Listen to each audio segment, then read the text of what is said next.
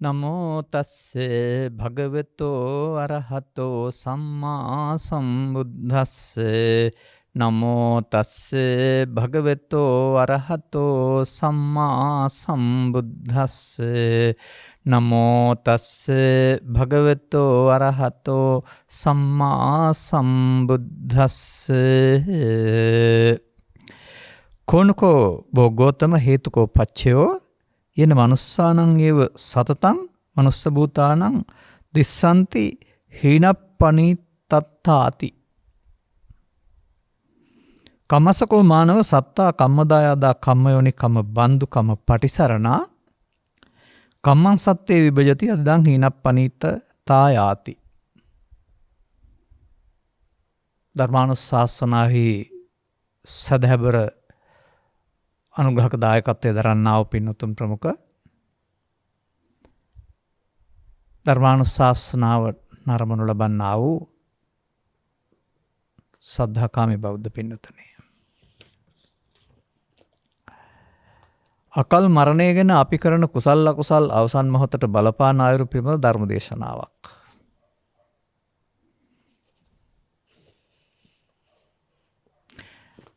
අකල් මරණය ගැන අපි කරන කුසල් අකුසල් අවසන් මොහොතට බලපාන අයුරු පිළිබඳ ධර්ම දේශනාවක්. තව ටිකක් මාත්‍රකාව මම පුළුල් කරගන්නම්. අවසන් මොහොතට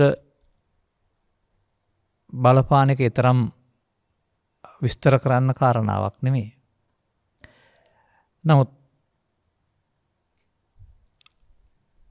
අකල් මරණ හෝ මේ සංසාරගත ජීවිතය තුළ යම් කිසි ඵලයකට යමෙක් හිමිකම් කියනවාද? ඵලය කියන්නේ හේතුන්ගේ පසු ඇති වෙන දෙයක් නේ. එතකොට ඒවා හේතු රැස් කිරීමේ ඵල.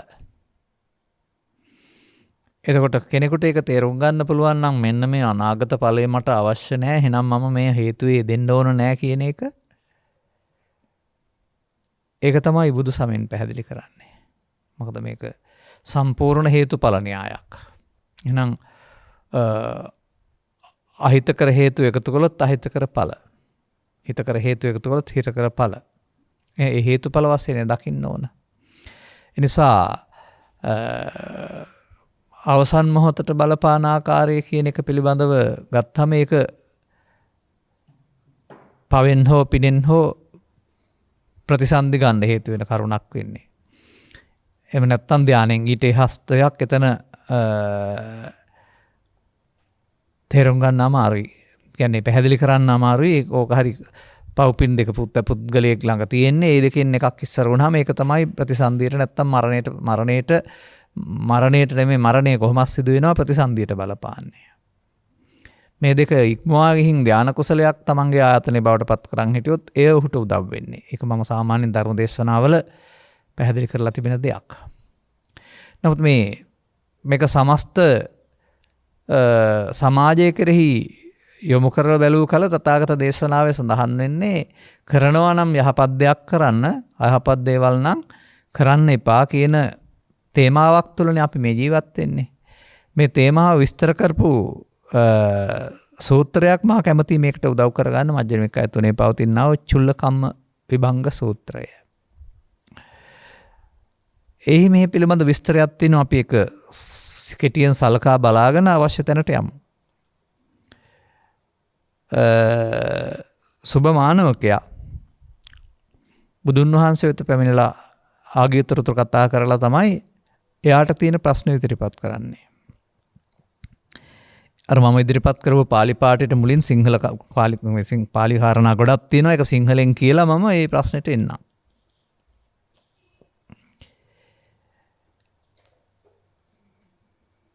ගෞතමයන් වහන්සේ යම් කරුණකින් මිනිසත් බවට පැමිණි මිනිසුන්ගේම හීන ප්‍රණීත බවක් දක්නට ලැබෙයි. ඊට හේතු කවර ප්‍රත්‍ය කවර? හේතු ප්‍රත්‍ය මොනවාද? හේතු මොනවාද? ඒ කාරණා ටිකක් පෙන්වනවා. බවත් ගෞතමයන් වහන්සේ අල්පායුෂ්ක මිනිස්යෝ දක්නා ලැබේ. දීර්ඝායුෂ මිනිස්යෝ දක්නා ලැබේ. බොහෝ ආබාධ ඇත්තහු දක්නා ලැබේති. අල්ප ආබාධෝ අත්ෝ දක්නට ලැබේ. දුර්වර්ණයෝ දක්නට ලැබෙති. වර්ණවත්වය දක්න ලැබෙහි. අල්ප යසස්කායෝ දක්නට ලැබෙති. මහා යසස්කායෝ දක්නට ලැබෙති. අල්ප භෝග ඇත්තාහු දක්නට ලැබති. මහා භෝග ඇත්තාහු දක්නට ලැබති. නීච කුලීනයෝ දක්නට ලැබති. උච්ච කුලීනයෝ දක්නට ලැබති. දුෂ්ප්‍රඥයෝ දක්නට ලැබති. ප්‍රඥාවත් වූ දක්නට ලැබති. ඔන්න විවිධත්වය. අන්න මේක තමයි අහපු ප්‍රශ්නේ ඊළඟට. බවත් ගෞතමයන් වහන්සේ යම් කරුණකින් මිනිසත් බවට පැමිණි මිනිසුන් මේ හීන ප්‍රනීත භාවය දක්නා ලැබේද ඊට හේතු කවරේද ප්‍රත්‍ය කවරේද? දැන් අනුග්‍රහක භාවතුන්ගේ කතාව මම දන්න නිසා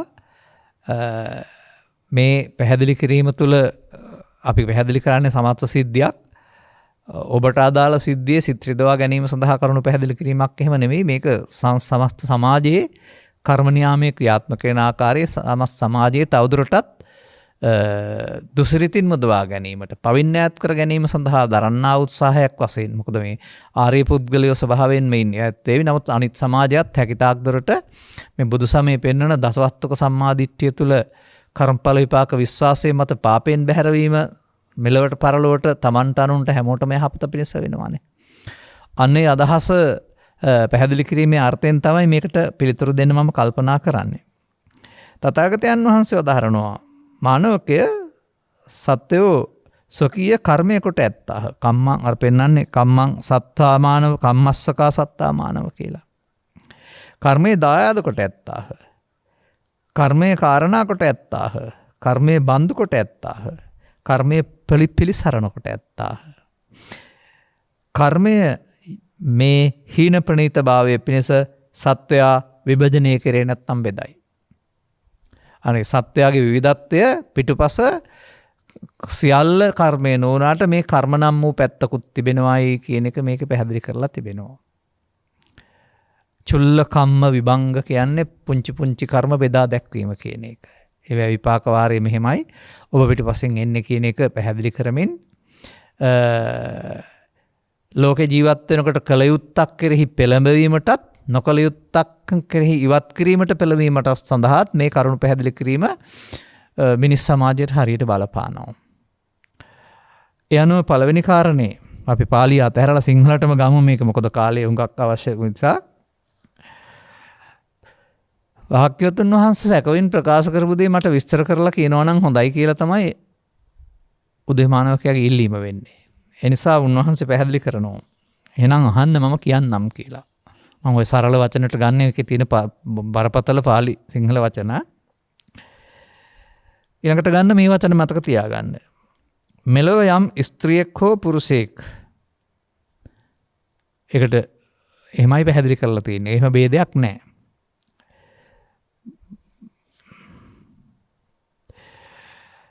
පානාතිපාති හෝති ලුද්දෝ ලෝහිත පානී හතපහතේ නිවිට්ඨෝ කියන වචනයක් පැහැදිලි කරලා තියෙනවා. නිකන් තියෙන නිසා එහෙම කිව්වේ. රෞද්‍ර වූ ලේ තවරුණ අත් ඇතිව සතුන් වෙනසීමෙහි යෙදුනේ. සිළු සත්වයන් කෙරෙහි නිස්කාරුණික බවට පැමිණියේ. ප්‍රාණවද කරන සුළු වූයේ. සාමාන්‍යයෙන් මේක තවත් වචනකින් ගන්නවා නම් මස් පිණිස සතුන් මැරීම කියන වචන යටතේ ජීවත් වෙන සත්වෙන්ගේ අයිතීන් පිළිගන්නේ නැතුව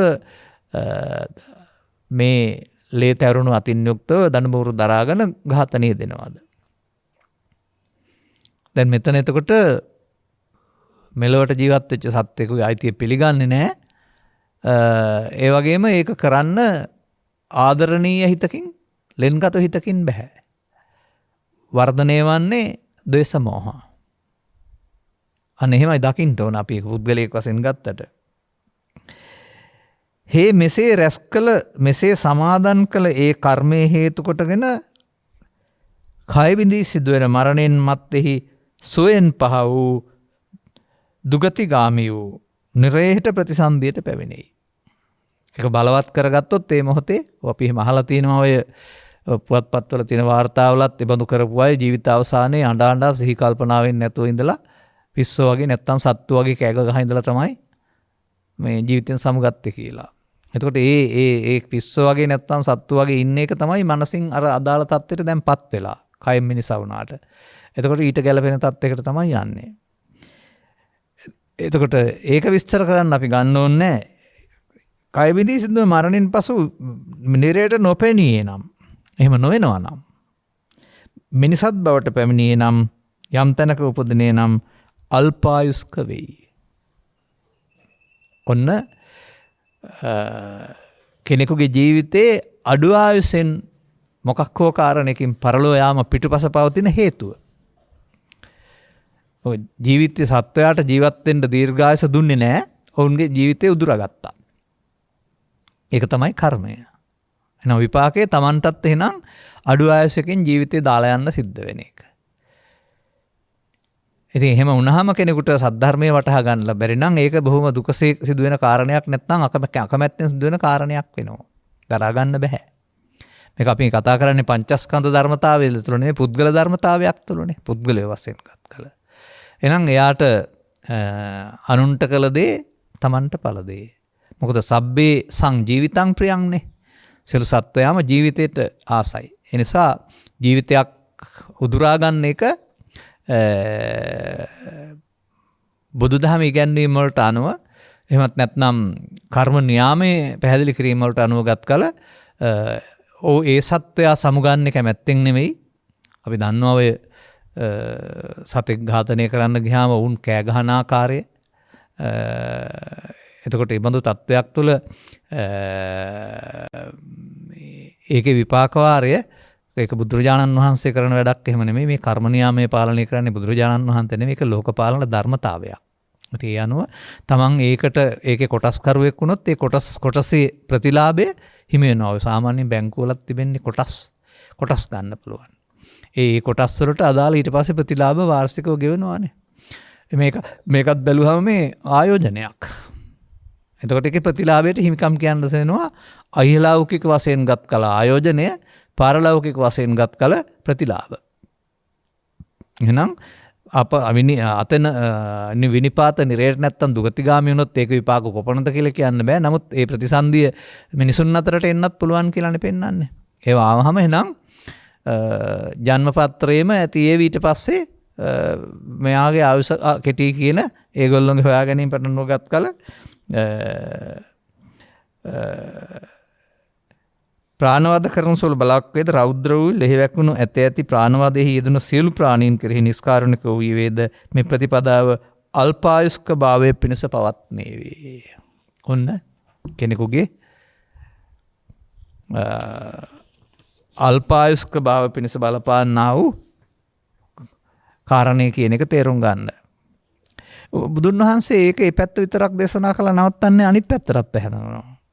යම් කිසි පුද්ගලයෙක් ඔය කියන ආකාරයෙන් ස්ත්‍රියක් හෝ පුරුෂයෙක් මේවන් වළකිනවා.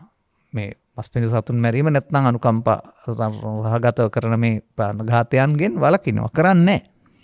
එතකොට සපුන් නොමැරීම කියන්නේ අමුතුවෙන් කිරීමක් නෙමෙයි අර වැඩේම නොකරන එක. එතකොට මැරීම පාපය නොමැරීම පිනක් බලන්න එහෙමත් එකක් තියෙනවානේ. ඒ කියන්නේ ජීවිතයත් මේ අයිතිය පිළිගැනීම අමුතුවෙන්. අභයනේ. අරක බය අර ඝාතනයේ බය නැති එකක් නේ. ඒ පුද්ගලයා නිසා සතෙකුට බයක් ඇති වෙන්නේ නැහැ. එතකොට ඒ අභය දාන. එතකොට බය නැති කරනවා. සත්වෙන්න ජීවත් වීම සඳහා ජීවිතයේ අයිතිය පැහැර ගන්න නැතුවම ඒකත් පැහැදිලි කරලා තියෙනවා.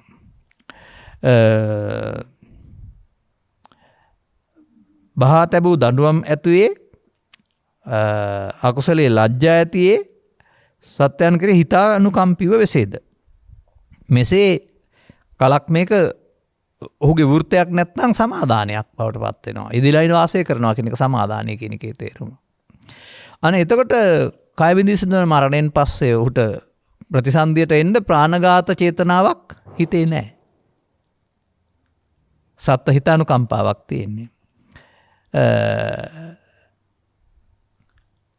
සුගති ස්වර්ග ලෝකයට පැමිණෙයි. නොපැමිණේ නම් මිනිසුන් බවට පත් වෙයි.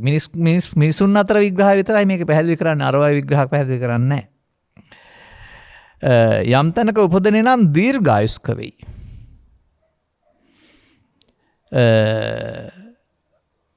ප්‍රාණවාද හැරපියා ප්‍රාණවාදයෙන් වැළකුණේ යම් කිසි පුද්ගලයෙකුට වාසය කරයි නම් දීර්ඝායුෂ පැමිණීමට පත්වේ ඒ කර්මය බෙදපු හැටි. අමුතුවෙන් මේ දීර්ඝායුෂ ලබන්න අමුතුවෙන් කරන්න දෙයක් නැහැ. ප්‍රාණඝාතය නොකර ඉන්න එකමයි කරන්න තියෙන්නේ. නොකිරීම කියන්නේ අමුතු කිරීමක් නේ. සත්ව හිතානුකම්පාව සහගත වෙන එක. අන්න එහෙමයි බුදුසමයේ මේ සියලු සත්වයින්ගේ ජීවත් වීමේ අයිතිය තහවුරු කරමින් ඒකට පැහැර ගන්න පුද්ගලයාට ඊට අදාළ විපාකයක් වන්දියක් ගෙවන්න සිදු වෙන බව.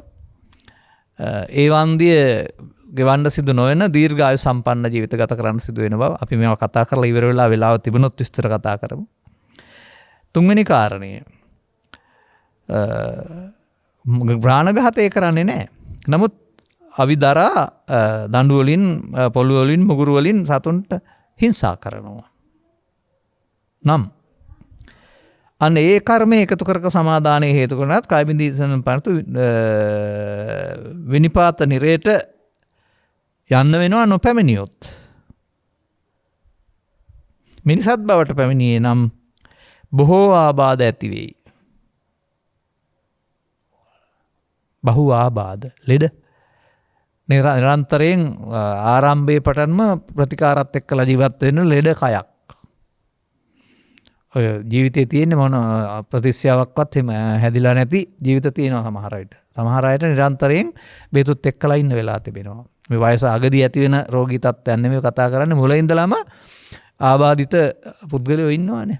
එතකොට අන්න ඒ දැන් ඒගොල්ලොන්න කරන්න දෙයක් නැහැ. ඒගොල්ලෝ දැන් විපාකේ විඳින්නේ. නමුත් ඔය දැන් අංග විකල කියන ස්වභාවයක් යටතේ යම් යම් ආබාධ කොටසක් ඉන්නේ. එතකොට ඔවුන්ට චෝදනා කරන්න අවශ්‍ය නැහැ දැන්. ඔවුන් විපාකයක් විඳින්නේ. නමුත් ඒ දිහා බලලා අපි ඉගෙන ගන්න ඕන අපිත් ඉස්සරහට මේ සසරේ යන්න නම් ඉන්නේ ඔබත්. එහෙනම් ඔබට මේ ආබාධ තත්ත්වයටපත් නොවෙන්න නම් ඔබට මේ දඬු මොගුරු පුළු මොගුරු වලින් පහර දීලා සත්ව හිංසාව කියන කාරණේ කළොත් ඔබටත් මේ තැනට එන්න වෙනවයි කියන කාරණාව තමයි මේකේ පෙන්වලා තිබෙන්නේ. අනිත් පැත්තට පැහැදිලි කරන්නේ වෙහෙස නොකරන්නේද? දඬු පොළු මුගුරු අරගෙන සත්වයින්ට වෙහෙස නොකරන්නේ නම් ඒකත් පාරමිතාවක් නැත්නම් මේ සමාදානයක් ජීවිත කාලයක් තුළ කරනකොට. එතකොට ඒ පිළිබඳව හිතට යන්නේ නැහැ මේ හිංසනේ සතුට ලැබෙන්නේ නැහැ. දැන් සමහර අය ඒවා කරලා මම අහලා තියෙනවා සමහරු වතුරණු කරලා සත්තුන්ගේ උගුරට දාලා සතුටු උනායි කියලා. ඇඟට වක් කරලා සතුටු උනායි කියලා පිච්චෙනකොට කෑ ගහනකොට.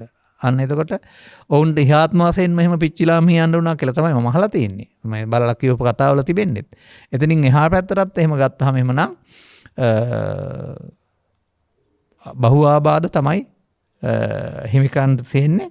එතකොට නොකරන්නේ නම් නොකිරීම ඊට පස්සේ ස්වර්ග ලෝකයට හේවත් කාම සුගතියේ දෙවියන් අතරට ඊට පහළට ආවොත් එහෙම මිනිසුන් අතරට ඉතින් මිනිසත් බවට යම් පැමිණියේ නම් යම් තැනක උපදේද අල්පාබාධ ඇත්තේ වෙයි. එතකොට එහෙනම් අන්න ස්වභාවයෙන් කෙනෙකුට ආබාධ අඩු වෙලා ඉන්න නම් අනිත් අය ආබාධයටපත් නොකර ඉන්න ඕන. මේක ස්කන්ධ පංචකය තුල විග්‍රහ කරන්නව ගැඹුරු දහමක් නෙවෙයි. නමුත් මේක සර්වඥතා ඥානයකින් අතීත හේතු සහ වර්තමාන ඵල බලා කළපු හේතුඵල විග්‍රහයක්. එදාට වඩා අදට මේ தත්ත්වය අවශ්‍යයි කියන එක මම දකිනවා. මම ඒක තව එහාට විස්තර කරන්නම් සමස්තයක් වශයෙන් අරගෙන. ඊළඟට අපි කතා කළා දැන් දෙකක්. ප්‍රාණඝාතය කිරීම නොකිරීම. දීර්ඝායු සම්පන්න වීම නොකිරීම සහ කිරීම අල්පායුෂ්ක වීමට. සත්ව හිංසනය විශාල වශයෙන් ආබාධ ඇතිවෙන්නට එහෙම නොකරන්නේ නම් Taman මේ බඳු කරදරයකටපත් නොවන නිරෝගී ජීවිතයකට ජීවිත නැති ඵලයකට හිමිකම් කියන්න සිද්ධ වෙනවා. තවද මානවකයේ කිසියම් පුරුෂයෙක් කිපෙන සුළු වූයේ වැඩි ආයාස බහුල කොට ඇත්තේ වේද මද බසක් කියන ලදුවේ ගැටේද විරෝධයට පැමිණියේ තද බවට පැමිණියේද කෝපයත් ද්වේෂයත් නොසතුටත් පහල කරේද. තව එකක්. කොස්සාගින් මැස්ස යන්න බෑ. නැත්නම් හැම කාරණයකදීම ලේ රත් වෙනවා. නැත්නම් ඊට පස්සේ පාවිච්චි කරන්නේ අන් අය පිනවන අන් අයගේ කන් වලට මිහිරි වචන නෙමෙයි පරුස වචන. ඔය වර්තමානයේත් මේක යම් ආකාරයේ අපිට දකින්න හම්බ වෙනවා. රූපවාහිනී ඉදිරිය තුළ හැසිරීම රටා වගේක් අපි දකිනවා මේ දවස්වල ওই විවිධ කාරණා නිසා. එතකොට ඒවා ජාතික ප්‍රශ්න නැත්නම් වර්තමාන ප්‍රශ්න සම්බන්ධයෙන් උනත් ඒ ප්‍රතික්‍රියා දැක්වීමේ පෞද්ගලික වගකීම බාර ගන්න වෙනවා. තම තමන්ට කියන එක විශේෂයෙන් තේරුම් ගන්න වෙනවා. මෙසේ පුරණ සමාදන් කරන ලද මේ වෘත්තය හේතු කොටගෙන මොකද වෙන්නේ? කාබන් මරණින් මතු අපාය දුර්ගති විනිපාත නිරයට පැමිණෙයි. ඒ කියන්නේ ද්වේෂයෙන් පරලෝ යාම. ඒක පැහැදිලි කරන්නේ. එසේ නොවන්නේ නම් යම් තැනක උපදින්නේ නම් දුර්වර්ණ වූයේ වෙයි. දැන් ඔය උගන්ඩාව දිහා වගේ රටක නැත්තම් හිරු කෙලින් පතිත වෙන රටක ස්වභාවයෙන්ම චර්මය කළු පාටයි. මොකද ඔරොත්තු දෙන්න සකස් වෙනවා. ඒක නෙමෙයි මේ කතා කරන්නේ. යම් පවුලක මව්පියන්ගේ ස්වභාවයට අමතරව එහෙම නැත්නම් ඒ පරිසරයට අමතරව ඔහු කිසියම් ආකාරයක දැක්කම ප්‍රියශීලී බවක් උපදින්නේ නැති ඇතුළතින් යම් කිසි ආකාරයක අප්‍රසන්න බවක් තිබෙනවන ඒක පිටුපස පවතින්නේ මේ කියන්නා වූ ද්වේෂමූලිකව නැත්තම් නිරන්තරයෙන් කිපෙන සුළු භාවින් යුක්තව තද වචන පාවිච්චි කරපු සැහැල්ලුකමක් නැති ගතියෙන් පුරුදු කරගත්ත හිත. ඒ කියන්නේ කයක් කොහෙද හැදෙන්නේ? මව කුසක. හැදෙන්නේ කොහොමද? මවගේ ආහාර උදව් කරගෙන. මවද හදන්නේ නැහැ. මව්පියන් උදව් වුණාට හදන්නේ අර Tamanගේ චිත්තාභ්‍යන්තරයේ පවතින සිතුවිලි රටාව විසින්. අපි නින්දට ගියාම නින්දදී කරන ක්‍රියාවට අනුව කය හැදෙනවා වගේ මව කුසක සිටියේදී අපි දකින්නේ අතීත ජීවිතයට අදාළ හීනය. එතකොට මේ පුද්ගලයා මව කුසේදී එහෙමනම් මොකද දකින්නේ? අර කෑකෝ ගහන සැරවැර කරන ඒ ගති ලක්ෂණය තමයි ඔහුට නිරන්තරයෙන් එන්නේ. ඊට අනුව තමයි රූපේ හැදිලා අම්මටත් නැති තාත්තටත් නැති සමහර ඊට වඩා ওই දුර්වර්ණ වෙනවා කියන එකේ පැහැදිලි කිරීමෙන් ඉන්නේ ඒකයි. ඉතින් මේ පිළිබඳව තව විස්තර ගොඩක් අපි කතා කරමු ඉස්සරහට කාලයත් එක්කලා ගත්තාම. මෙහෙමයි මේ කතාවේ තේරුම. එහෙනම් ඒක දැන් අපට ඔබට හිමි වෙලා තියෙනවා නම් ඒක ඒ කියන්නේ දැන් දුක් වෙන්න ඕන නැහැ. ඒක අතීත කර්මයක විපාකයක් වශයෙන් තේරුම් අරගෙන ඒක කිරිමද පශ්චාත්තාපය අතහරින්නයි ඕන. නමුත් මේවත් පාවිච්චි කරන්න ඕන අතීතයෙන් මිදෙන්න නෙමෙයි. අනාගත මේ විපාකය Tamanට හිමි වෙන එකෙන් වළකින්න කියන කාරණාව තේරුම් ගන්න වෙනවා. එහෙනම් දුර්වර්ණ වීමේ අනිත් පැත්ත මොකද්ද කියලා බලවත් හොයාගන්න පුළුවන් වෙයිනේ. ද්වේෂ කිරීම දුර්වර්ණ වීම නම් යම් කිසි ගැටලුවකදී නිත්‍යානුකූලව හෝ සදාචාර සම්පන්න හෝ කතාබහෙන් හෝ විශ්නගන්නේ කරුණාම ද්වේෂ නොකරන්නේ නම් ලේ රතු වෙන්නේ හෝ මූණ කළු වෙන්නේ නැහනේ. මෙන්න මේක තමයි මම ඔය මේ 50 ගණන් වල 40 ගණන් වල ඉඳලා එන්නා වූ ඔය විරෝධතා දැක්වීමේ වාමාංශික ව්‍යාපාරවල දියව් කියන සංකල්පයට එකඟ නැත්තේ මම ඒකයි. ඒක ආදරයෙන් කරන එකක් නෙවෙයි. ඉතින් ඒව දිහා බලන් ඉඳලා ඒ හැසිරීම් දිහා බලන් ඉන්න දරුවෝ සමහර විට මව්පියන්ගේ දරුවෝ නැත්නම් ගුරුවරුන්ගේ ශිෂ්‍යයෝ අපේ ඉහලින් ඉන්න අය මෙහෙමද හැසිරෙන්න කියලා ඉබේම ඒවා දැකලා අනුකරණය කරන්න තීරණය කරන්න නැත්නම් පූර්වාදර්ශයක් ගන්නත් බැරි නැහැ.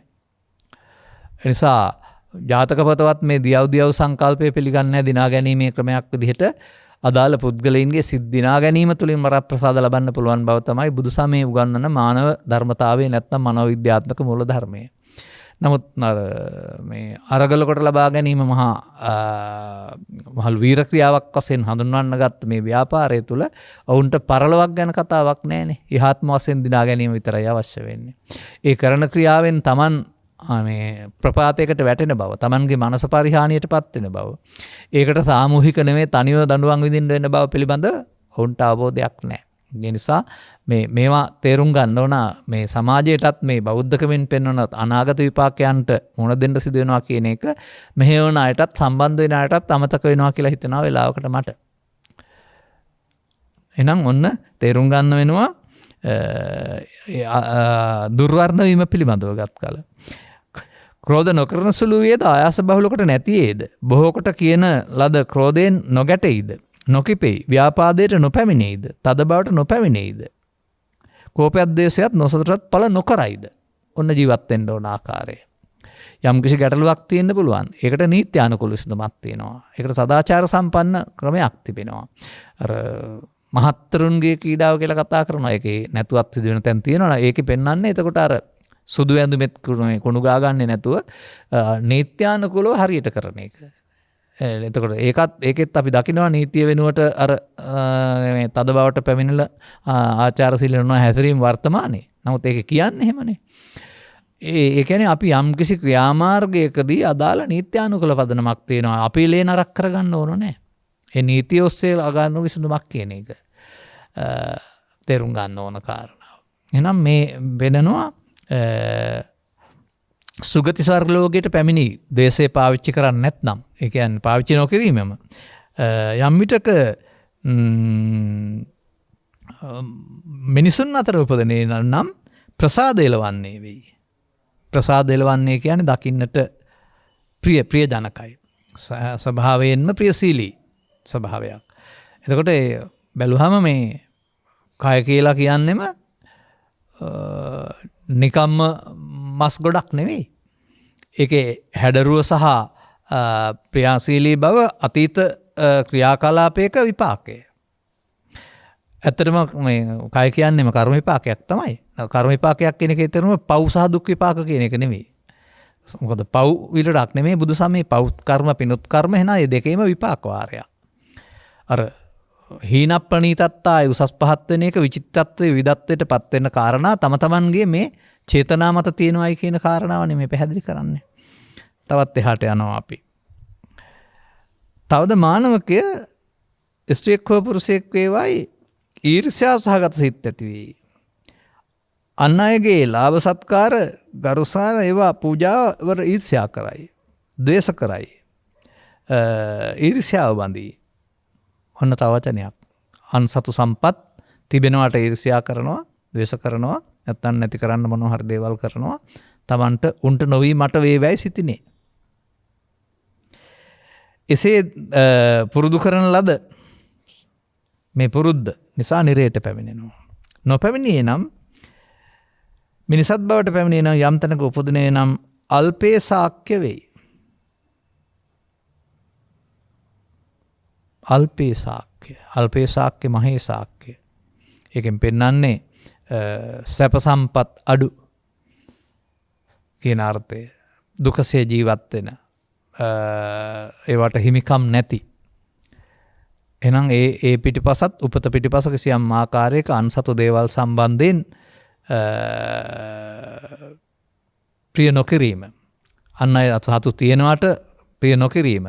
ඒවට ඊර්ෂ්‍යා කිරීම කියන කාරණාව තමන්ට විපාකයක් කළා ඇදින් තමන් පහලට වැටිලා. අර අනුන්ට කළ දේ තමන්ට පළ දේ නැත්තම් අනුන් හෙලන්නට වලක් කපන්නා ඒ තුල වැටිලා මේ යන්නා කියලා කියන්නේ. අන්න ඒ වගේ තමන්ට ආපහු මේවට විපාකයක් විඳින්න සිදුවෙන බව මේක පැහැදිලි කරනු ලබනවා. තවද මානවක ස්ත්‍රියක් හෝ පුරුෂයෙක් ඊර්ෂ්‍යා සහගත සිත් නැති වේද? අන් අයගේ ලාභ සත්කාර වන්දනාය පූජනාවේ ඊර්ෂ්‍යා නොකරයිද? ද්වේෂ නොකරයිද? ඊර්ෂ්‍යා නොබදයිද? නොබෙතීද? යම් කෙනෙකුට යම් සම්පතක් හිමිලා තියෙනවා නම් ඒක යාගේ ලැබීම. අපි ඒක ඇඟට අරගෙන ප්‍රශ්නයක් කරගන්න අවශ්‍ය නැහැනේ. නමුත් අර පෘථග්ජන පුද්ගලයෙකුට එහෙම පුළුවන්කමක් නැහැ. එහෙනම් ඒක ඊර්ෂ්‍යා නොකිරීම යහපත් චේතනාවක් තුළ ජීවිත අවසානයේදී පුද්ගලයෙක් වශයෙන් සුගතිගාමී වෙන්න හේතු වෙනවා දෙවියන් අතරට. වෙනස්කම් අනුව. එහෙම නැත්නම් මිනිසුන් අතර ඉපදුනොත් මොකද වෙන්නේ? යම් තැනක උපදිනේ වේද ඒකල්ලි මහේ සාක්‍ය වෙයි. ඔහුට අනිකුත් සම්පත් පරිවාර සම්පත් බලතල මේවා කිසිදු අඩුවක් නැති ස්වභාවයක්. තනිව ඉන්න සිදුවෙන්නේ නැති, තනිව ඉඳිමින් පාළුවේ දුක් විඳින්න සිදුවෙන්නේ නැති, තනිව ඉන්න සිදුවෙන එකේ පිළිබඳ ඒ පෘථග්ජන පුද්ගලයාට විශාල පීඩනයක් ඒක. පාළුවේ ඉන්න බැරිකමක් ආතතියකටපත් වෙනවා. පෘථග්ජන මට්ටමින් ගත් කරා. අපට නම් ඉතින් එහෙම නෙමෙයි අපට තනිව ඉන්න ලැබෙන තරමට අපි කැමැත්තෙන් ඉන්නේ. මොකද අපි සංසුන් සිතකට සම්බන්ධ කැමති අය නිසා සංසුන් සිතේ ඉන්නට තියෙන ඉඩකඩ අපි පාදා ගන්නවා.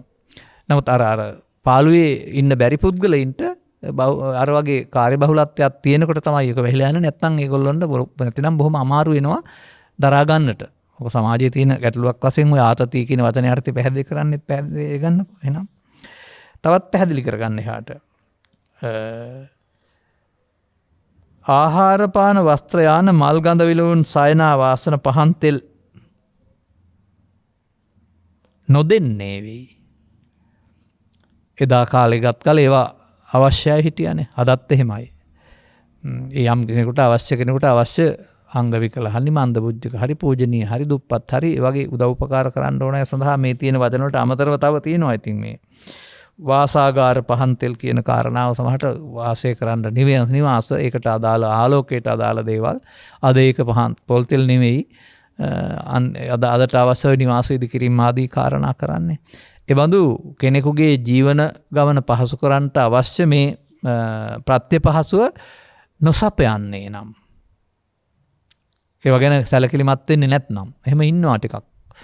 වචනෙත් පාවිච්චි කරනවා කුම්මැහි කියලා වචනයක් පාවිච්චි කරනවා ගම්බද නැත්නම් ලෝභ කියලා කතා කරනවා. ඒ වගේ තමන්ට තියෙන සම්පත් තමන් තියාගන්න වෙන තවත් කෙනෙකුට දෙන්න හෝ අහකට ගියාට ආනවට ගන්නකුත් නැහැ. එහෙම කැමති වෙන්නේ නැහැ හිතින්. එතකොට මේ බඳු තත්ත්වයක් තුළ මොකද වෙන්නේ? ඒ ලෝභ කර්මම නැත්නම් මේ පෙන්වන්නා වූ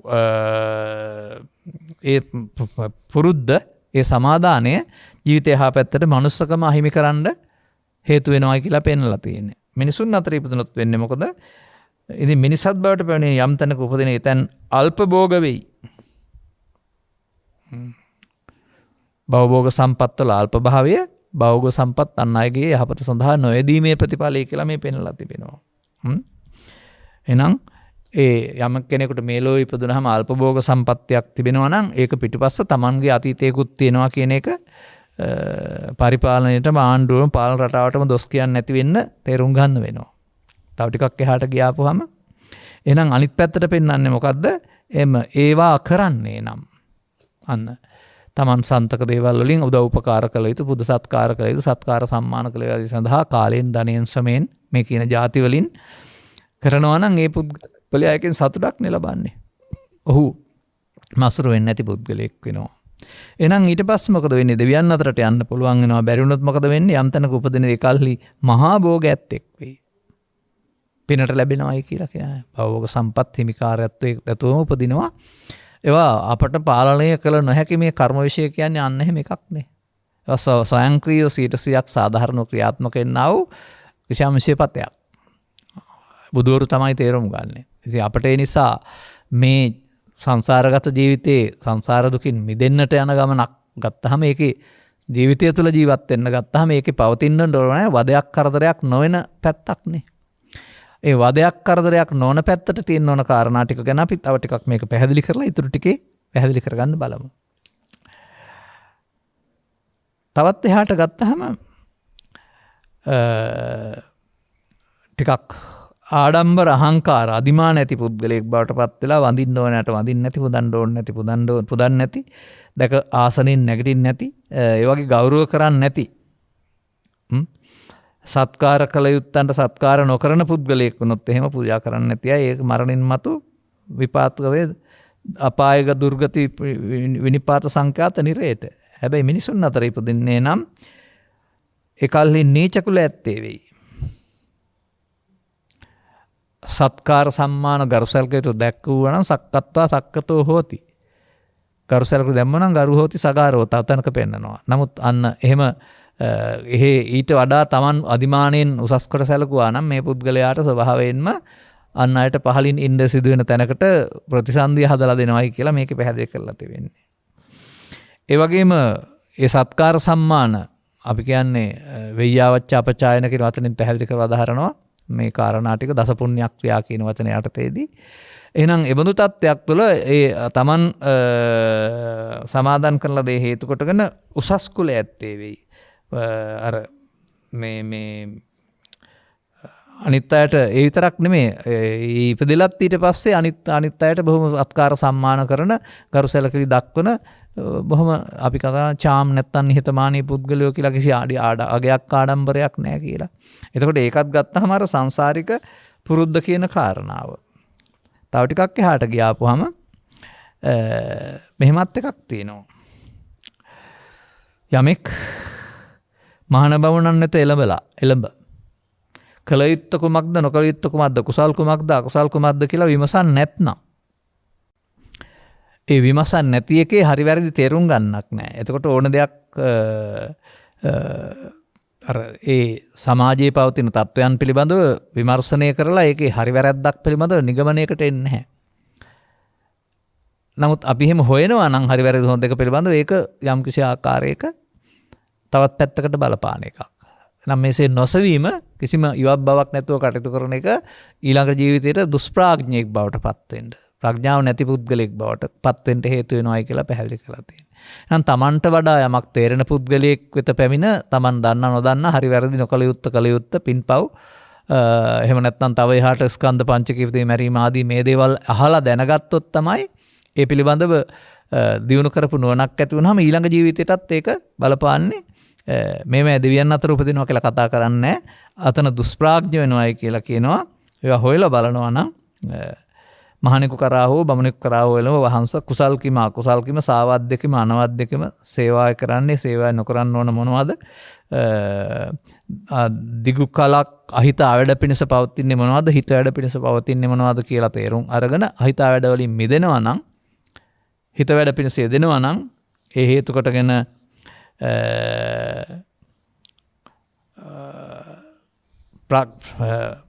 අපි එකට කියන්නේ ප්‍රඥාවන්ත කියන නැත්නම්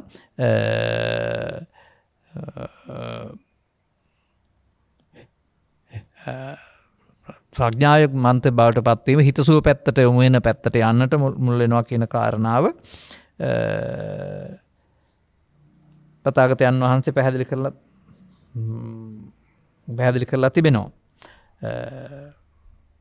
මෙන්න මේ විදිහට මේ නැවතත් මේ මම පැහැදිලි කරපු කාරණා ටිකම තමයි ආයත් බුදුන් වහන්සේ විස්තර කරන්නේ. දැන් අපි මේක සමස්තය සම්බන්ධයෙන් පොඩි විවරණයක් කරන්න ඕනකමක් තිබෙන්නේ. දැන් මේක දිහා බලන් හිටියද ඔබ? මම මේ කියන යන ගමන් මේක දිහා බලන් හිටියේ චේතනාව දිහා. කාය වචන ක්‍රියාවලිය දිහා නෙමෙයි. ඒවැය පවතිනා වූ මානව හිතවාදී චේතනාව, මානව හිතවාදී චේතනාව. එහෙම නැත්නම් ලෝභ මෝහ ද්වේෂ මෝහයෙන් කටයුතු කිරීම ඒවෙන් කටයුතු නොකිරීම කියන මේ පුද්ගල ක්‍රියාකාරීත්වයක් අනාගතයේ පුද්ගල විවිධත්වයට බලපානවා කියන එක තමයි මෙතන පැහැදිලි කරලා තිබෙන්නේ. ඉතින් ඒ අනුවගත් කල අපට යම් මේ ජීවිතේ යම්කිසි පාලනය කරගන්න නොහැකි ඉරණමක් තිබෙනවා නම් ඒවා අතීත ක්‍රියාකාරක විපාක ඒවට අපිට ගොදුරු වෙන්න වෙනවා පිළිගන්නත් සිද්ධ වෙනවා. එතනින් එහා පැත්තට මම පැහැදිලි කරන්න කැමති තව දෙයක් තියෙනවා. එහෙම මෝන දෙන්න උනායි කියලා දැන් පශ්චාත්තාප වෙන්න අඬන්න නෙමෙයි තියෙන්නේ. දැන් හදන්න බෑනේ ඒක. ඒ විපාකයේ උපේක්ෂාවෙන් විඳ ගන්න තැනට කරුණු තේරුම් ගන්නව ඇරුණාම වෙන මොකද්ද කරන්න ඕන? එහෙම නැත්නම් තවදුරටත් සසර නිදහස් වෙන මඟ තේරෙන්නේ නැත්නම් ඉදිරි සසර ගමන සඳහා මේ අන්ත දෙක තේරුම් අරගෙන බැහැර යුතු අන්තයක් තියෙනවා. එකෙන් බැහැර වෙන්නට ජීවිතේදී යහපත් අන්තයක් තියෙනවා. යහපත් අන්තයට යොමු වෙන්නට මේවා තේරුම් ගත්ත අය කල්පනා කරන්න ඕන. අන්න වර්තමාන සමාජය තුළ මම දකින්නේ මේක මේ විදිහට පොත්පත්වල තිබුණට දේශකයන් වහන්සේලා මතක් කළාට ලෝකයාට මේක අමතක වෙනවා. සෝකී ජීවන ක්‍රියාකලාපයේදී මේක අමතක වෙනවා. මේ සියල්ල අමතක වෙනවා. එතකොට ඔහු විසින් මොකද කරන්නේ? අර යහපත් පැත්ත කියන කාරණාව අමතක කරලා නොකළ යුතු පැත්ත කියන එක කළ යුතු පැත්තට වැටෙනවා. එතකොට ඒකට ගත්තාම අපිට කියන්න තියෙන ඊට පස්සේ ප්‍රාණඝාතය, අදත්තා දානය, සොරාව, දුරාචාරය, හොරකම, බොරුව, අල්ලස, කංචාව, කපටිකම මේ කාරණා මේ රටේ තොටේ සිදුවෙන ආකාරය පිළිබඳ මහා පරිමාණයෙන් ප්‍රවෘත්ති වාර්තා මේ දවස්වල දකින්න හම්බ වෙනවා. අදාළ පුද්ගලයෝ එතකොට කල්පනා කරලා තියෙන්නේ කුමක්ද? එයින් ලැබෙන මහා මුදල් කුට්ටිය සම්භාරය ඇරුණාම ඉන් රටට සිදුවෙන හානිය, ජාතියකට සිදුවෙන හානිය, තමන්ගේ මනසේ හොරකම තුලින් ඇතිවෙනා වූ අනාගත විපාකයට සකස් වෙන පදනම, ඒවට වැඩ කරන ආයතනිකෝ ශ්‍රී ලංකා ආණ්ඩුව හෝ වන්දි ගෙවන්නේ නැහැ. තමන් තනියෙන් ගෙවන්න ඕනනේ. මෙන්න මේ කාරණා ටිකක් ගැඹුරින් හිතන්න ඕන. ඒක ඊතරම් සැලකිලිමත් නැති සමාජයක් මා දකිනවා. කොතරම් මේ පව් කරන්න එපා පින් කරන්න කියන වචනේ තේමාව වශයෙන් පාවිච්චි කළාට අදාළ තැනදී උන්ට මේව අමතක වෙනවා. පෘථග්ජන ස්වභාවයේ හැටි හිමයි. මොකද පෘථග්ජන ස්වභාවයෙන්ම චිත්තාභ්‍යන්තරයේ ලෝභය, ද්වේෂය, මෝහය වර්ධනය කරන සුළුයි. තමන්ට ඇති වෙන ප්‍රශ්නවලදී ඊට පස්සේ වර්ධනය වෙන්නේ ලෝභ, ද්වේෂ, මෝහයන්. ඉතින් මේවා සම්බන්ධයෙන් දැන් බලන්න රෝග පීඩා බහුල වීමක් පැහැදිලි කරලා අල්පායුෂ්ක බව සහ රෝග පීඩා බහුල වීමක් කියන එකක් තියෙනවා. මේ පිළිබඳව මමත් දකින කරුණු තියෙනවා හරියට සමාජය තුළ. දැන් ඔය අපිට මේක කියන්න ගියාපම යම් තැනකින් අඩුපාඩුවක් හොයාගෙන ඒක විවේචනය කරන්න බැරි නැහැ. නමුත් සියල්ල විස්තර කරන්න කාලයක් නැති නිසා මම එහෙම කියන්නේ. සමස්තයක් වශයෙන්ම ජීවත් වීමේ අයිතිය පිළිගන්න වෙනවා. නමුත් ලෝකෙ එහෙම සියල්ල ලෝකෙ හැම රටක්ම එහෙම පිළිගන්නේ නැහැ. යන් ඇති කිරීම ලොම් පිණිස නෙමේ මස් පිණිසම ඇති කරන රටවල් සහ තියෙන අවුන්ට බුදු සමය උණුසුම ලැබිලා නැහැ. ඒක යන්ත්‍රානුසාරයෙන් කරන කාරණයක් නිසා ඒක රාජ්‍ය මට්ටමේ වැඩක් ආයතන මට්ටමක් නිසා ඒකට මැදිහත් වීමක් මිනිසුන්ගේ තිබුණට ඒක පාලනය කරන්න හැකියාවක් ඔවුන්ට නැහැ. නමුත් වර්තමාන සමාජයේ අපේ සමාජයේ එහෙම නෙමෙයි. ಭಾರತೀಯ සමාජයත් එහෙම නොවේ. යන්ත්‍ර සූත්‍රවලට එන්නට පෙර ජීවත් වීම සඳහා උදව් උපකාර ලබා ගත්තේ සත්වයා. ගවයාත් උදව් කරගත්තා, සුනකයාත් උදව් කරගත්තා, ඇතත් උදව් කරගත්තා. තමන්ගේ මේවලම් ගෙන යන සහ තමන්ගේ වැඩ කරගන්න අවශ්‍ය ආය වශයෙන්. ඒ කරගැනීමේදී ඔවුන්ට අවශ්‍ය ආහාර පාන ප්‍රත්‍යපහසු ලබා දීලා ජීවත් වීමේ අයිතිය පිළි අරගෙන තමන්ගේ දරුවන්ට මෙන් ඔවුන්ටත් ලෙන්ගතුව ජීවත් වෙන මනසක් සකස් වෙලා තිබුණා. එතකොට සතෙක් තමන් ළඟ ඉන්නවයි කියලා කියන්නේ ඔහුට බැඳිලා මේ සතෙක් වගේ වෙනවා කියන එක නෙමෙයි. ඒ ජීවිතය ජීවත් වීමේ අයිතිය පිළිගැනීම තුළින් තමන්ගේ මනසට යහපතක් සිදු වෙනවා කියන කාරණාව. නමුත් මිනිසා ආත්මාර්ථකාමී වෙන විට ඒ ස්වභාවය ටිකක් අමතක වෙලා යනවා. මේ නිසා ඔය ಭಾರತೀಯ සමාජයෙන් ලැබුණා වූ ඔය කෘෂිකාර්මික කටයුත්ත අවශ්‍ය පසු සම්පත් වල අවශ්‍යතාවය, ඒ වගේම ජීවත් වීමට අවශ්‍ය ආහාර වල අවශ්‍යතාවය, මේ කියන කාරණා අපට ලැබුණේ ක්‍රම දෙකකින්. එකක් තමයි සූර්යාලෝකය ගස්වැල් විසින් මේවා හදලා ආහාර බවට පත් කරලා අපට ලබා දෙනවා. තවත් විදිහක් තමයි සූර්යාලෝකයෙන් හැදෙන ගස්වැල් ආහාර කරන සතුන් පස්ගෝ රස බවට පත් කරලා නැත්නම් ඒවා බවට පත් කරලා අපට දීර්ණ පහසුව හදලා දෙනවා. සෙලියුලෝස් එහෙම දිරවන්න බැරි නිසා වුන් තනකොළ කාලා මේ විදිහට අපට මේ චක්‍රයේ පැවැත්ම අවශ්‍ය වෙනවා. එතකොට තව ටිකක් එහාට බැලුවහම මාංශ භක්ෂක සත්වෝ කැලේ ඉන්නවා. ඊට අදාළ දල නැත්නම් දත් ආදී එහෙම නැත්නම් දඩයම් කිරීමේ හැකියාව ආදී දේවල් ලබා දීලා මිනිසාට එහෙම දත් ඇඳ දෙකක් ලබා දීලා තියෙන බවක් කාය විච්ඡේද විද්‍යාවට අනුව පැහැදිලි වෙන්නේ නැහැ. අමරන්නයි දීලා තියෙන්නේ, ඉරාන කන්න නෙමෙයි. නමුත් ඉතින් රසයට ගිදුණෙන් පසුව මිනිසාත් ටික ටික ඊට එහාට යනවා. මාංශ භක්ෂකයෙක් නෙවෙයි මිනිසා කියන්නේ, නමුත් මාංශ භක්ෂකයෙක් බවට පත් වෙනවා. ඉතින් එතනදී සීමා ඉක්මවා යනවා. මේ තත්ත්වයේදී දැන් සාගරය ගත්තාම සාගරයේ විශාල සත්ව ප්‍රමාණයක් ඉන්නවා. මත්ස්‍ය සම්පත කියලා කියනවා. ඔවුන් තනිව හැදෙන්නේ, ඔවුන් කවදාවත් මිනිස්සු දැකලා නැහැ. ඔවුන්ට දැලකට කොට වුණත් ඒ දැලකට කොටු කළේ කවුද කියලා මම දකින්නේ නැහැ. මිනිස් වර්ගයා කෙරෙහි වෛරයක් ඇති වෙයි කියලා. මරණ බයක් තියෙන්න පුළුවනි. නමුත් දන්නේ නැහැනේ. මොකක්ද උනේ කියන්න. නමුත් ඔබේ නිවසේ නැත්තම් ඔබේ සමාජයේ ඔබ ඇති කරනවා ගවයෙක්. වසර 10ක් 15ක් එහෙම නැත්තම් කාලයක් තිස්සේ සොරතලෙන් ආදරෙන් කන්න බොන්න දීලා. එහෙම නැත්තම් වැඩ ගන්නවා, හානවා, පෝරු ගන්නවා, බර අදිනවා. එතකොට මිනිසානේ ප්‍රයෝජන ගන්නෙ. මේ මිනිසාම මේ පුද්ගලයාගේ බෙල්ලට කීතක් පාත් කරනවා නම් හෝ නැත්නම් ඔලු ගෙඩියට ගසාදාක කොළු ගෙඩියකින් ඔලුවට ගසනවා නම් ඒ සතාට මොනවද හිතනවා ඇත්තේ? ඒ සතත් අර මාළුවා වගේ මොකවත් නොදැන මිය යනවද? මිනිසා කෙරෙහි තරහෙන් වෛරයෙන් මිය යන්න වෙන්නේ නැද්ද? එහෙම වුණොත් ඒ මාංශවලට ඒ තියෙන භයජනක චේතනාව වෛරසහගත චේතනාව අනුව රූප කලාප හැදෙන්නේ නැතිද? හිනාවේදී මූණ ප්‍රියංකර වෙනවා නම් තරහෙදී මූණ කළු වෙනවා නම් මේ සතෙකුට එන හැඟීම මේ මරණ බිය කියන හැඟීම තුළ හදාගන්නා රූප කලාප හොඳ ඒවාද? ඔහුගේ සිත ශරීරයෙන් බැහැර වුණාට මේ මාංශවල මේ කියන විසක් තියෙනවා. ඒක ඔය වසවිස කියන විස නෙමෙයි තවත් පැත්තකට. ඒක වෙන්න බැරිද රෝග පීඩා බහුල වෙන්න පිළිකා බහුල වෙන්න මේ කාරණා වෙන්නේ? එහෙම කල්පනා කරලා බලන්න තරම් අර හරි වැරදි කුසල අකුසල් විමසන්න යන්නේ නැත්නම් බලමු කෙනෙක් වෙත ගිහින් දැනගත්තාමනේ මේකේ අනාගත විපාකයේ තේරුම් අරගෙන ගැලවෙන්න පුළුවන්කමක් තිබෙන්නේ. විමසන්න නැත්නම් ඒවා හැම කරගෙන යනවා. එනිසා මේවා අධිකාරන්තමන් ඉන්න කාලේ මේවා එකට එකක් බැඳිලා තියෙන ප්‍රශ්න කියලා පෙන්වන්න ඇරුණාම වෙන් වෙන්ව විසඳන්න පුළුවන් කියලා පෙන්වුවේ නැහැ. සමස්තයක් වශයෙන් බැඳිච්ච දේවල් තියෙන්නේ කියලා. ඒ නිසා යම් සමාජයක් වර්ධි කරන සුළු වේද ඒක විපාකයේ සමස්තයටම බලපානවා. එමනම් අර ಭಾರತයට ගව සම්පතක් කෘෂිකාර්මික රටකට ගව සම්පතක් මොකද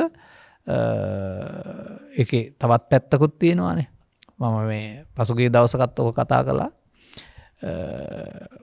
හඳුන්වා දුන්න නවතම උපකරණය නැත්නම් නවතන මේ අවුරුදු 50ක් 60ක් 70ක් පරණ ට්‍රැක්ටරේ කියන එක.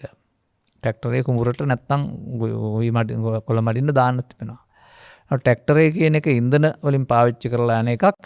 ඩීසරණයක මැතිතුමන් මේක ගොමකට දාපුවම පෙන්වනවා කියන්නේ මේ හරකා ගොම දාන්නේ නැහැ කියලා. ඒ වචනේ ඇතුළේ තිබුණ දේ දැක්කේ නෑ නේද ඔබ? ගවයා වෙල්වල ඇවිද යනවා පහ කරන මුත්‍රා සියල්ල පෝර වෙනවා. ගවයා වෙල්වල ඇවිද යනවා පහ කරන සියලු ගොම පෝර බවට පත් වෙනවා. පෝර නිෂ්පාදනාගාරයක් ගවයයි කියලා කියන්නේ. ස්වභාවයෙන්ම. ඔය දැකලා ඇති මේ වගේ තැනක තනකොළ හැම සරුවට වැඩෙන හැටි. දැන් ටික ගව සම්පත ඉවත් වීම කියලා කියන්නේ මේ පොහොර සම්පත අයින් වෙන එකනේ. දැන් ඊට පස්සේ නේද හුඟක් පොහොර සපයන්න වෙලා තිබෙන්නේ.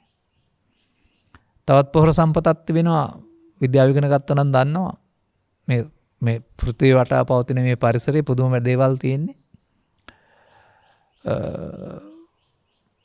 අකුණු නැත්නම් විදුලි වලාකුළු දෙකක් අතර විදුලිය ගමන් කිරීමේදී පොළොවට විදුලිය ගමන් කිරීමේදී පරිපතයක් නැහැ, කම්බියක් නැහැ. ගමන් කරන්නේ වාතය හරහා. මේ නිසා මේ වායු අංශු යෝජනය වෙලා නයිට්‍රජන් වායුවක් තියෙනවනේ. නයිට්‍රේට් බවට පත් වෙලා එහෙම නැත්නම් නයිට්‍රජන් බවට පත් වෙලා පොළොව සරු කරනවා.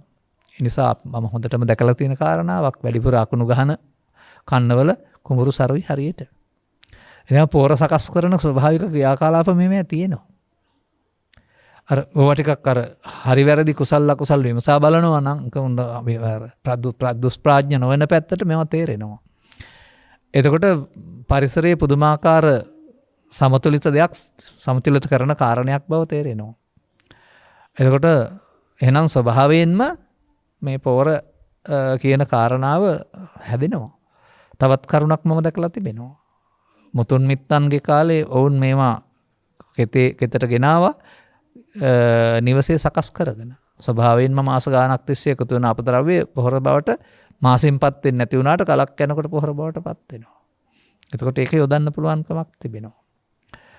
අන්න ඒ වගේ සමතුලිත ජීවිතයකට අදාළ තවත් කරුණක් තිබුණා. දැන් තමයි ඔය අස්වැන්න ඉක්මනින් ලබා ගන්නට මේ මාස දෙකෙන් පූදින බාල වී ගෙනත් තියෙන. ඉතින් ඒක ගහය දෙන්න වෙලාවක් නැහැ අධිපෝරක් නැත්නම්. නමුත් දේශීය වශයෙන් තිබුණා වූ යම් යම් ධාන්‍ය වර්ග මේ මාස 3ක් විතර හැදෙනවා.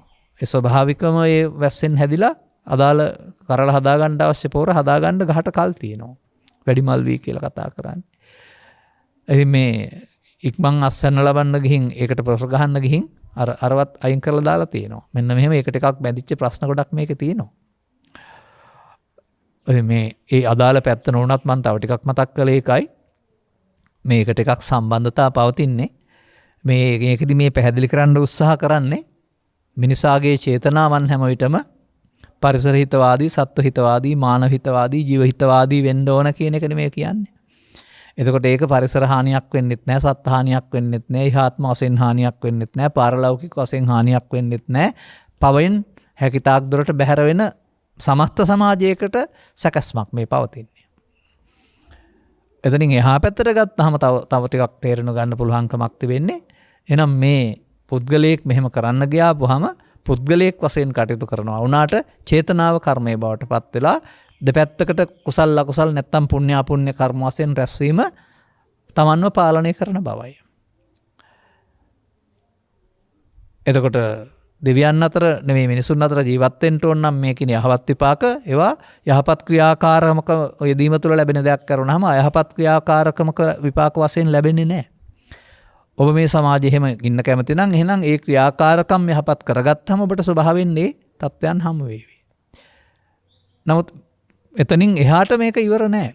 නැවත නැවතත් මේ චුල්ලකම් විභංගයනේ සංසාරයට. ඒ නිසා කර්ම විභංග කිරීමෙන් පැවැත්ම හොඳ වෙනවා අරුණාම නැවැත්මට සිදු වෙන්නේ නැහැ කියන කාරණාවත් තේරුම් ගන්න ඕන.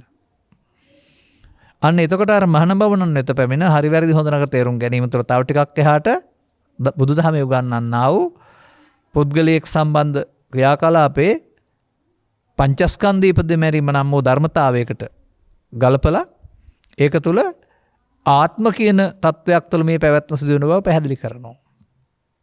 එතකොට කර්ම රැස් කිරීම වෙනුවට ඊටත් එහාට යමින් කර්ම ඡය කිරීම කියන තත්වයක් දක්වා මිනිසාට දියුණු වෙන්න පුළුවන්. එතකොට අර ලෞකික සම්පත් වලින් පමණක් සීමා වෙන්නේ නැති ලෝකෝත්තර සම්පතකට යන්න පාරකුත් හම්බ වෙනවා. ඒකත් මිනිසාට අර යහපත් හොයාගෙන යන ගමනේදී ඊළඟ පියවරක් වශයෙන් ඉස්සරහට යන්න තියෙන කාරණයක්. මේක තේරුම් ගන්න ඕන. එනිසා යම් ආකාරයක මේ සමාජ පරිසරයේ ජීවත් වීමේදී හරි වැරද්ද හොඳ නරක තෝරාගෙන ඇවිදින් ඒ පිළිබඳව ගැඹුරින් තේරුම් ගත්ත අයගේ ඇසුර ලබාගෙන ඒ ඇසුර තුළින් තවත් ටිකක් එහාට යනකොට කතා කළා කිය ප්‍රගති මාතකකට අපිට තවත් ප්‍රගති මාතකකට අපිට යන්න සිද්ධ වෙනවා. ඒ කියන්නේ මේ දෙකම කර්ම විපාක නම් ඒ කර්ම විපාක දෙකේ සැප විපාක ලෞකික වශයෙන් තිබුණාට ජාති ජරා මරණ කියන කාරණා එතනින් ඉවර නැහැ. ඒ නිසා මේ විග්‍රහය තියෙන්නේ යහපත් අයහපත් කර්ම දෙකේ යහපත් අයහපත් විපාක තුළ විවිධත්වය ගැන විතරයි. එතනින් එහාට තථාගතයන් වහන්සේ පැහැදිලි කරව දහරනවා මීටත් එහා මේ සැපත පදනම් කරන ඊටත් එහාගේ ලෝකෝත්තර සුවයක් සඳහා මේ අනාගත ඵල සැකසීම නවත්තන්න පුළුවන්. අනාගත ඵල සැකසීමට අදාළ හේතු එකතු කිරීම මිනිසාට නවත්තන්න පුළුවන් බව.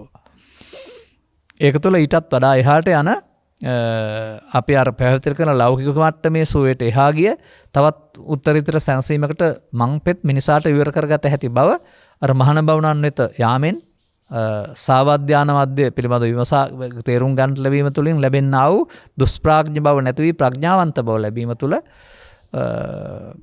මේ කෙලවර නොවන සසර ගමනකට යෙදී ඉන්න බව සහ ඒක තුළ කිසියම් ආකාරයක මමත්වයේ නම් වූ මුලාවක් තිබෙන බව.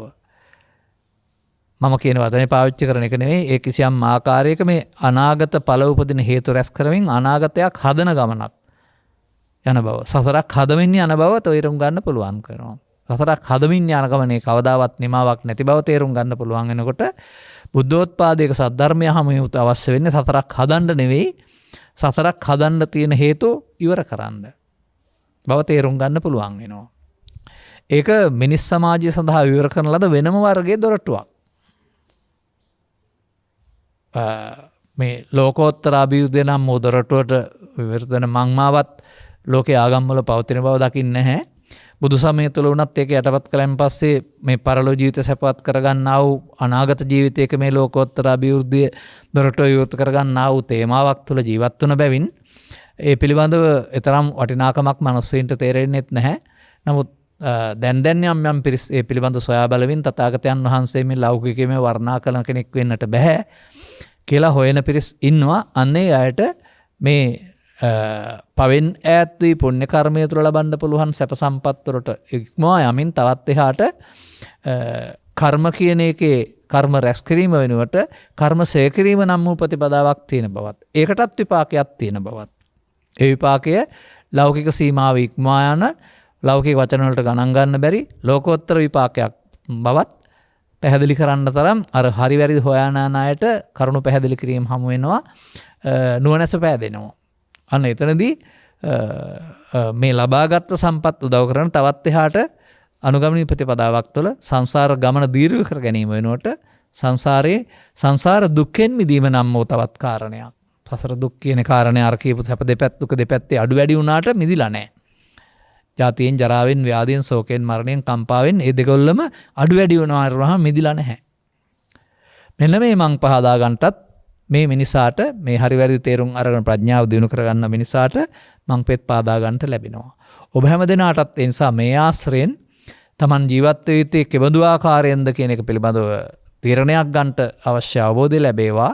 ඒ පදනම් කොටගෙන ඊටත් එහාට යන්න අවශ්‍ය මාර්ගය පාදා ගන්නට මෙම ග්‍රන්ථයන්ගේම ඉගන්වන්නා වූ ලෝකෝත්තර ඉගැන්වීම් පිළිබඳ අවධානය හේතු ආසනාව වේවායි කියන ප්‍රාර්ථනය කරමින් ධර්මානුශාසනාව මෙසේ අවසන් කරනු ලබනවා. මෙම උතුම් ධර්මදේශනයේ ප්‍රඥානාලිකාව තුළින් විකාශය කිරීම සඳහා සදැහැති දායකත්වය දරනු ලබන්නේ අභාව ප්‍රාප්ත අරුණෝදා නිලුපුලි අලවත්ත දියණියගේ මෑණියන් විසිනි. ඔන්න මේ ධර්මදේශනාව කරවන්ට දීපු තේමාවත් මේකේ තිබෙනවා. අරමුණ කුරුණෑගල ලේක් සයිඩ් වත්තේ අංක 32 දරන නිවසේ පදිංචිව සිට හදිසියේ රෝගාතුර වී අපේක්ෂාරෝහලේ ප්‍රතිකාර ලැබමින් සිටියදී 2021 ජූලි මාස 28 වෙනි දින අපාතරයෙන් විය වූ උතුරු කොළඹ වරහන් ඇතුලේ රාගම වෛද්‍ය පීඨයේ 29 වන කණ්ඩායමේ වෛද්‍ය ශිෂ්‍ය අරුණෝදා නිලුපුලි අලවත්ත දියණියට පින් පිනිස කරනු ලබන තෙමස්පූර්ණ ධර්මදේශනාව ලෙස මෙම ධර්මදේශනාව සිදු කරනු ලබන අතර මේ කුසලයේ හේතු කොටගෙන ඇය යලි කිසි භවයක මෙවන් අකල් මරණයකට ගොදුරු නොවේවා. ඊතා ඉක්මන් භවයකදී උතුම් නිර්වාණාබෝධය පිණිස මේ කුසල ශක්තිය හේතු වේවා. දියණිය නමින් මියගිය පියපරලෝකීය පියා ඇතුළු සියලුම ඥාතීන් හට මේ කුසල් අනුමෝදන් වෙත්වා. සුජීවත්ව වාසය කරන මව සොයුරා නෑනන්දිය මිත්තණිය ඇතුළු පවුලේ සියලුම ඥාති මිත්‍රාදීන් හට නිදුක් නිරෝගී සුවපත් වේවා. මෙම උත්තරීතර ශ්‍රී සද්ධර්මයේ කනවැකෙන සියලු දෙනා ධර්ම මාර්ගයට අවතීර්ණ වී සියල්ලන්ටම කල්යාණ මිත්‍රයින්ම වේවා. සියලු ලෝක සත්වයම ධර්මාභෝධය ලබා ගනිත්වා. අමෘතේ බඳු ශ්‍රී සද්ධර්මයේ දේශනා කරන් ලබන්නා වූ ගෞරවනීය දේශකයන් වහන්සේට සහ ප්‍රඥානාලිකාවේ සියලුම ගෞරවනීය ස්වාමින් වහන්සේලාට උතුම් මාර්ගඵල පූර්ණේ වේවා. සියල්ලෝම ගෞතම සම්මා සම්බුදු ශාසනයේදීම දුක් කෙලවර කරගනිත්වා.